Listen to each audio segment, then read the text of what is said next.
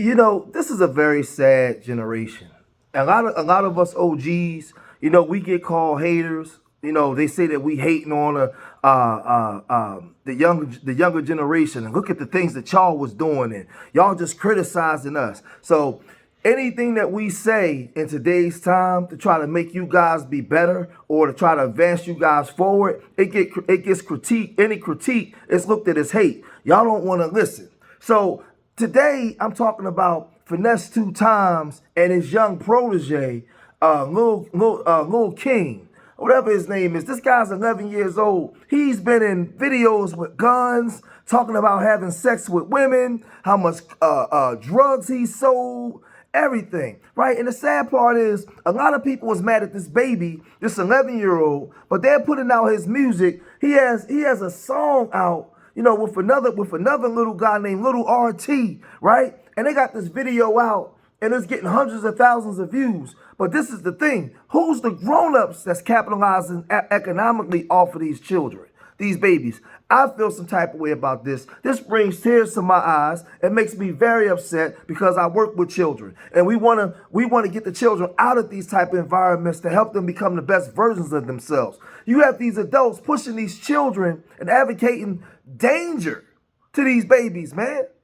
Right? So check this out. Finesse2Tymes had him up under his wing for a while, and for a while he participated in bringing along Little King with the gang culture and the drug culture and everything. But now he got a call from his PO, and now all of a sudden he had to change of heart. But Young King went to expose him, so now Finesse2Tymes is responding by saying this. I want to let the world know King is no longer with me.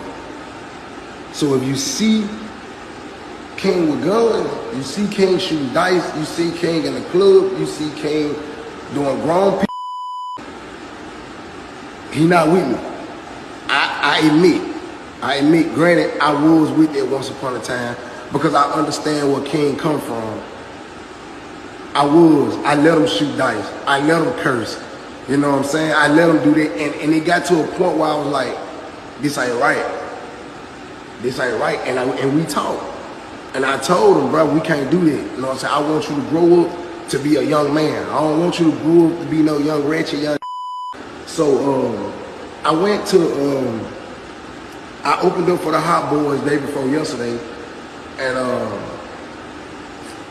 I'm chilling. I bump into Jay Prince, not Jay Prince Jr., the old man. I bump into Jay Prince. So he like, man, what's up, man? What little shorty at? I said, man, I sent him back with his pop, man. Well, he actually ran away from me. You know what I'm saying? Because he didn't want to accept discipline. He didn't want to. And let's get it understood. Like, yeah, it's been times where I had to discipline King because King was super disrespectful. King got to the point where he felt like he could disrespect the grown people in the house. So, yes, I had to discipline King. King ran away from me. King ran away from me with a stranger because I wouldn't give him no money no more. Because I wasn't taking him to dice games no more. I wasn't taking him to clubs no more. King wanted that. That's what King want to do. If it's King, it's to say this, but King is loyal to money. King is loyal to opportunity. King not loyal to a person. All he care about is money. And I was trying to make him understand that, bro, life ain't all about money, bro.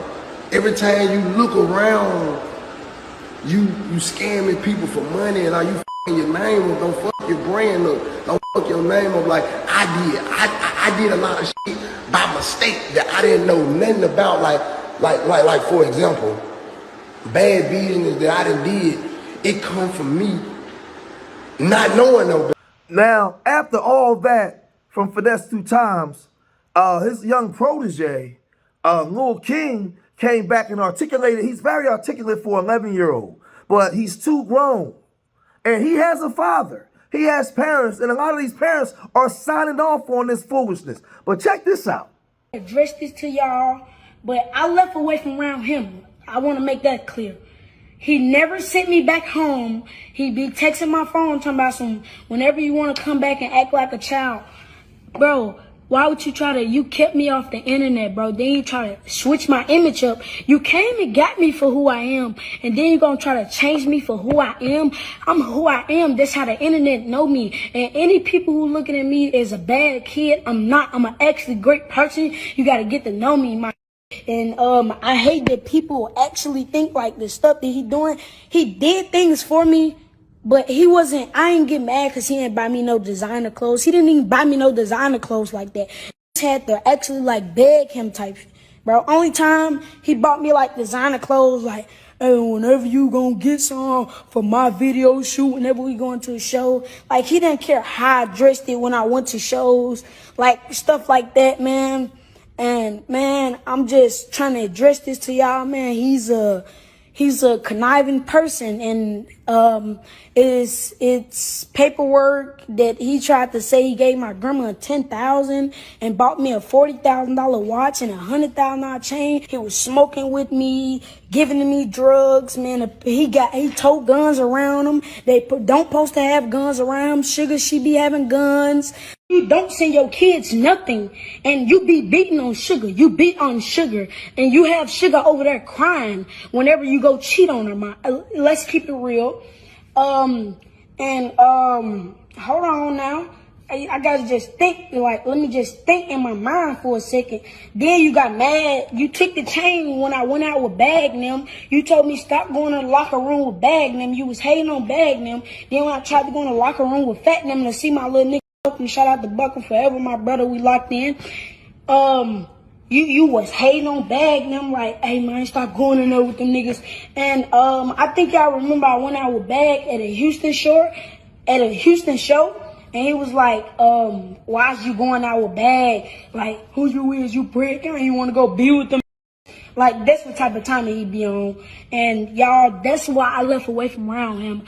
Half of the people who left away from around him know that he cutthroat. And y'all, whoever go around him, he wants straight yes men. He want yes men around him. And I just want to address this before it get anywhere and try to make me seem like I'm bad and my people them bad. Everything is, I need to just make this clear right now. Because everything that's going on, been doing this around him. He's just trying to make this seem like, I just started this, man. Bro, when you came and got me out off Tate Street, my niggas been doing this, bro. You smoked it with me. Like, come on, bro. We got videos of this. Let me say this, because this is an 11-year-old boy. His brain is nowhere near fully developed of understanding what it is to understand consequences of his actions. He's a child. He's a baby. And I've seen videos where they had this kid in a car with firearms in his hand. I seen him rapping with another child, and this little boy could barely talk. FT Lil RT, right? Best Kid Duo. And it's sad because these people have parents. And in my generation, the things that we was doing, we was running wild, you had to sneak and do it. You couldn't do that in front of adults. You was to be seen and not heard. You kept your mouth shut. You did what you was told. Nowadays, there's no shame. Anybody just do what they want to do when they feel like doing it. And if you call them out, it's called hating. No, correction is not hating. Children need protection, direction, and correction. And this little boy is being led astray by adults. Adults is doing this. There's adults that stand to capitalize economically by throwing this little boy's mind down into the gutter and into the wayside. And I feel some type of way about that because I'm a person that's working every day to give a positive message and change the trajectory of young black boys in the communities that we come from. We work every day tirelessly to get boys to think different. We have a thing, urban nerds, not urban shooters, right? We have also a thing, nerds over the N-word. We also talk about if you change the way that they speak, you change the way that they think. If you change the way that they think, you change the way that they see themselves. If you change the way that they see themselves, you change their outcomes.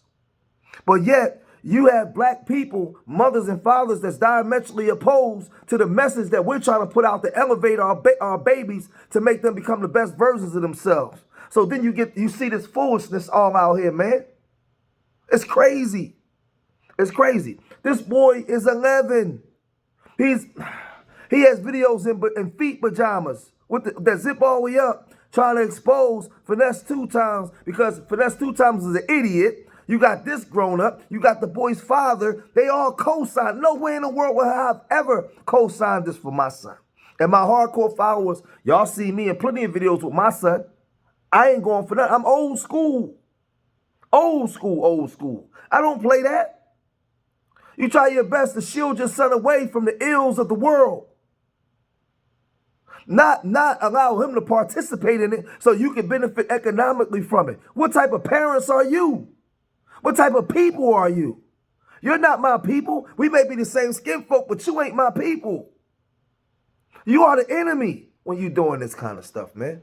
Because this is what you're producing. This is what you're producing. But again, a lot of people think that this stuff is decent. A lot of people think that this stuff is decent, man. But I don't know, man. I'm going to cut this video short here, man. If you made it this far in the video, hit that like button. Subscribe to Street Media TV. Leave your comments in the comment section. Remember, I love y'all. Till next time. Peace.